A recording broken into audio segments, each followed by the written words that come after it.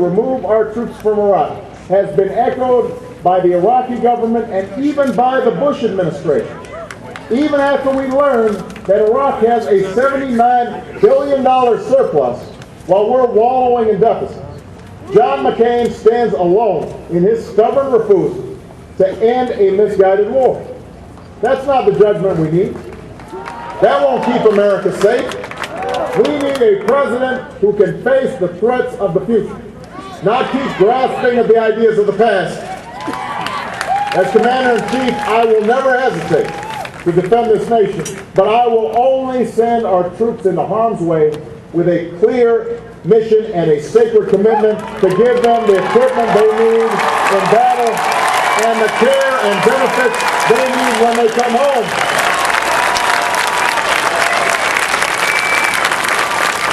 To be clear, Colorado, I will end this war in Iraq responsibly and finish the fight against al-Qaeda and the Taliban in Afghanistan.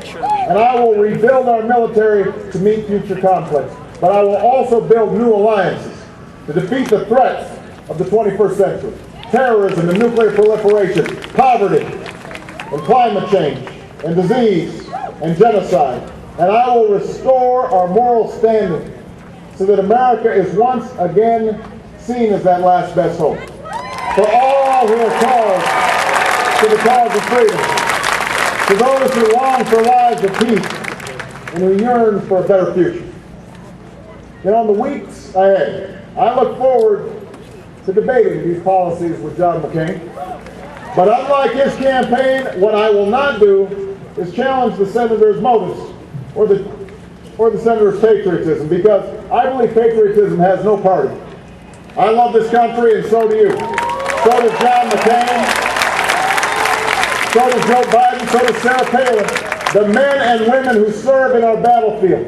They may be Democrats and Republicans and independents, but they have fought together and they have bled together, and some have died together under the same proud flag. They have not served a red America or a blue America. They have served the United States of America.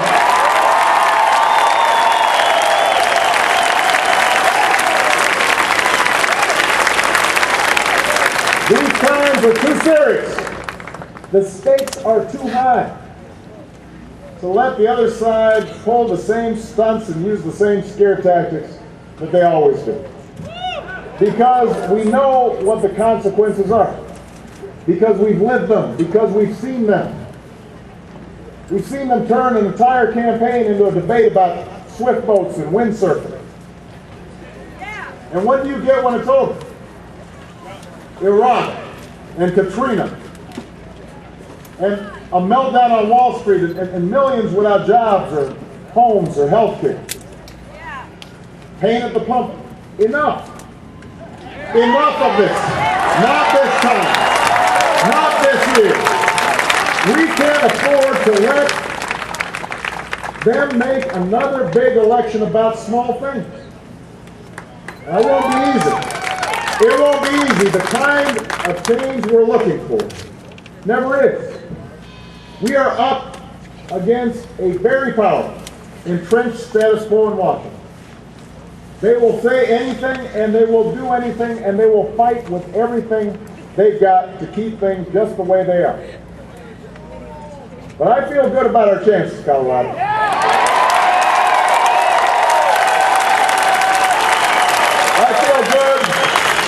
I feel good because in this election, I've got something more powerful than they do.